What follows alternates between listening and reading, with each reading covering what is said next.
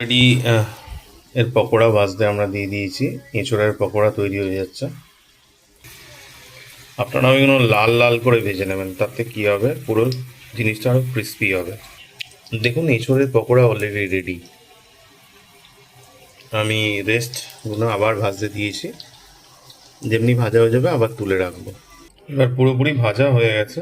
এবার আমি পেঁয়াজ ক্যাপসিকাম আগে ভাজবো। আমি আগে ক্যাপসিকাম ভেজে তারপর পেঁয়াজ ভাজবো, তারপর সব কিছু ডিটেলস আপনাদের দেখাচ্ছি। তো অলরেডি আমি ওই তেলেই ক্যাপসিকাম ভাজতে শুরু করেছি।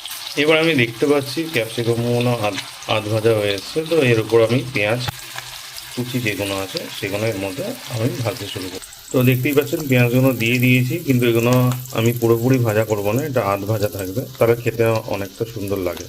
আপনারা দেখতেই পাচ্ছেন পেঁয়াজ মোটামুটি ভাজা হয়ে এসছে। এবার আমি বাদ বাকি ইনগ্রেডিয়েন্টসগুলো দিতে শুরু করব। কী কী দেবো? টমেটো কুচি, আদা রসুন কুচি, কাঁচা লঙ্কা আর মেথি। আপনারা দেখতেই পাচ্ছেন সবজি অলরেডি ভাজা হয়ে গেছে। এবার আমার প্রসেসে যাবে সয়া সস, টমেটো সস। দেখতে পাচ্ছেন সয়া সস আমি অলরেডি দিয়ে দিয়েছি পরিমাণ মতো। এবার আমি দিলাম টমেটো সস, দিয়ে আমি এবার নাড়তে থাকবো। এবার এর সাথে আমি নুন পরিমাণ মতো আর মিষ্টি আর লঙ্কা গুঁড়ো আমি দেব। আমি এবার চিলি সস, চিলির পুরো এটা ম্যারিনেশনটা আমি পুরো কমপ্লিট করছি। চিনি এবং আদার্স ইনগ্রেডিয়েন্ট সব কিছু দেওয়া হয়ে গেছে। এটা নেড়ে নেড়ে এটা দেখবো একটু জলটা টাইট হয়েছে, তারপরে আমি হালকা করে জল দেবো এর মধ্যে। দেখতেই পাচ্ছেন এটা ফুটছে গ্রেভিটা। এবার আমি আস্তে করে এঁচোড়গুলো যেগুলো আমি অলরেডি পকোড়া করে রেখেছিলাম সেগুলো আস্তে আস্তে আমি দিতে থাকবো।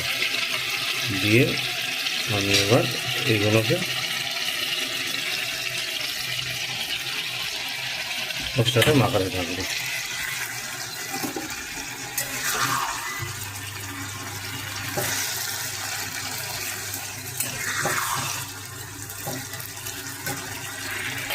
এবার আপনারা দেখতে পাচ্ছেন তৈরি হয়ে গেছে আমার চিলি এঁচোড়।